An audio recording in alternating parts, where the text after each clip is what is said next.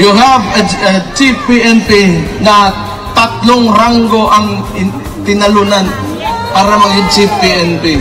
It's because pabor-pabor based promotion eh. Diba? This is not merit-based promotion. Government ngayon is not based on merit, but tingnan ko pag magkuha yan ng neuro exam, di yan makapasar. Buang talaga yan. No, nobody in the right mind would do what he did. Yung sinakay niya si PRD sa aeroplano because he is a police officer. He knows the due process. Kung nag-iisip talaga yon, kung masakto yung utak niya, hindi yun, baksak sa neuro yan. Sigurado ako. Along the way, may bakukang na isuot sa utok, ana ba? Batay may mo, basta buang, nakalingkod, ginahana. As I said earlier, tanaw na ko, you know, like everybody's really putting it out there ba? Kanang yung nararamdaman nyo, and how you really feel, kung anong gusto yung direction para sa bansa natin. That's good. I think you should continue doing this kasi we will do the same thing. I will do the same thing. It will be not for ourselves, but it will be for the future of our children, our grandchildren, and our country. So yun na mahalaga. Maybe someday, hindi na lalaki yung mga anak natin o yung mga apo natin, iba.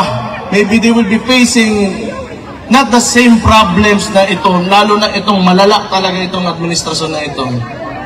Tingnan nyo, kahit kasama nila sa alyansa, nung pagpanalo ni Ping Lacson, what did he say? That 2025 budget is the most corrupt budget in Philippine history. Kahit kasama nila mismo, natapos lang sandali, sinabi na nila. Wala talagang... Sa totoo lang, hindi ko maintindihan why they can afford to do all of this. And at 2028, matatapos din ang termino ni Marcos eh. So anong gusto niya? Hindi ko talaga alam.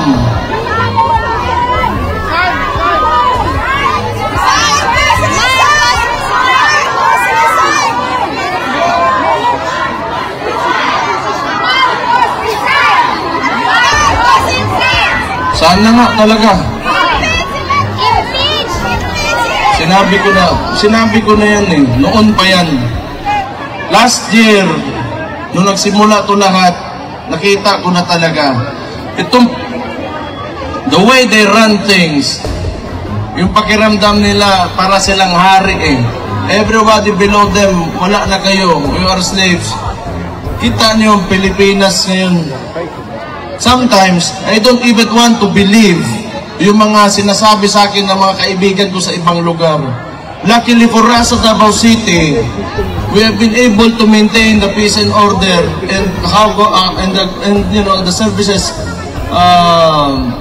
na hinakatip ng government namin sa mga constituents namin. But it's really sad to hear, you know, other people who are disappointed with what's happening now in the country.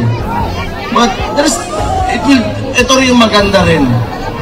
Maging contrast ito, if you truly believe in the governance of Rudy Duterte. May anak pa naman sa dyan, isa yung kapatid kong babae. Kung gusto niya ipatuloy yung tunay na pagbabago, pilitin natin na tumakbo ito ng 2028.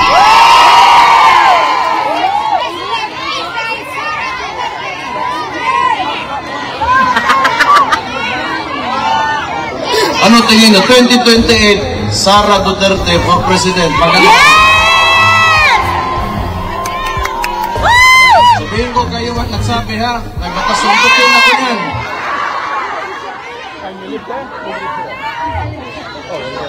Pero ito yung gamitin talaga natin, na experience natin when the government fails its people.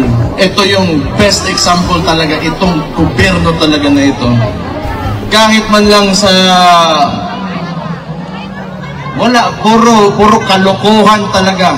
Kahit press release, kalokohan, puro kasinungalingan, puro politics. Wala kayong makita bagong tulay ngayon. Wala kayong makita, ewan ko na lang. But anyway, ayoko na magsalita masyado ng sobra pa nito. I'm just happy to be here, to see all of you, and sa mga lahat ng nakikinig ng mga OFW na sa ibang bansa ngayon. Alam ko malakas talaga ang suporta ni Papa galing sa mga OFW natin. Salamat, kaayos niyong tanan. Sayaw muna, sayaw! Sayaw! Sayaw daw sa sir! Sayaw! Sayaw! Sayaw! Dili kabayran ang kuan. Suporta nga yung ginapakita. So, on my part, bilang anak ni Rodi Duterte, I will look for a way and I will fight for you back in the Philippines when I go back there.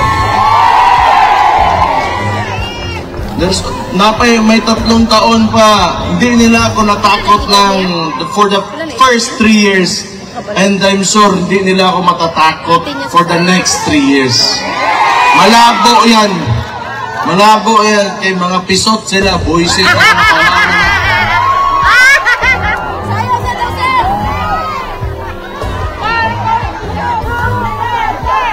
As long as we remain to be peaceful and God-fearing Filipino citizens, believe in the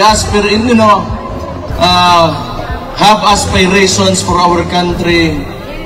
Andun naman kami lahat, yung mga kababayan nyo nandun, lumalaban talaga kami. Lahat naman tayo, ang problema lang talaga sa Pilipinas, because of very centralized government, yung mga nasa taas, may mga posisyon, yung mga matagal na political dynasties, gusto ng ganun because they can maintain their power. Because it's a conservative form of government. Kasi pag naging progresibo tayo, threatened yung mga positions nila. Gusto kasi nila ituturo lang sa presidente sino malalagay, ganon. Government ngayon is not based on merit, but tingnan nyo, ano nangyari? You have a chief PNP na 3 ranggo ang tinalunan para maging chief PNP. It's because this is not merit-based promotion. Tama! Pabor-pabor-based promotion diba? So, balik na ako dito, I have to face that. Kasi kung saan na po yung buhato na ng diwata, visit na ito. Lima ka, nagbenta lang ng Paris Overload, sumali ng party list, naging kidnapper, naging chief PNP si Diwata. Oh! Si Raulo. Pero alam niyo, tingin ko, pag magkuha yan ng neuro exam, di yan makapasar. Buang talaga yan. No, nobody in their right mind would do what he did. Yung sinakay niya si PRT sa aeroplano because he is a police officer. He knows the due process. Kung nag-iisip talaga yon, kung masakto yung utak niya, hindi yun, bagsak sa neuro yan. Sigurado ako. Along the way, may bakukang na isuod sa utok, ana ba? Makakaon siguro, panos nga, pansit. Oo na, pero nobody in the right mind would do that. That's totally illegal, and you know, the consequences of these actions are heavy, sa totoo lang.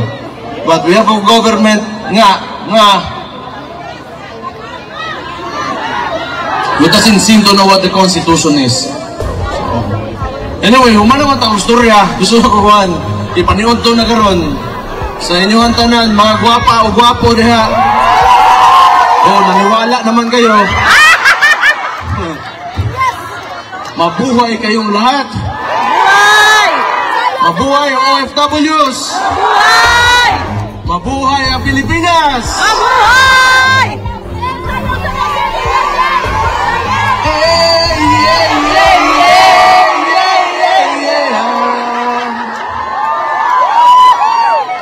Buang moy. Pero salamat kayo ha. It really means a lot sa family And I'm sure, lalo-lalo na kay PRRD to know na you are always supporting him. So thank you. Mabuhay kayong lahat and God bless you all.